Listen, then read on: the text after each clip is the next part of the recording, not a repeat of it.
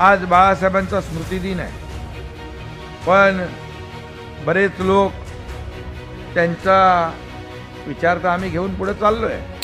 बाळासाहेबांचा विचार घेऊन आपण पुढे जातोय आणि म्हणूनच या महाराष्ट्राने आपल्याला स्वीकारलं।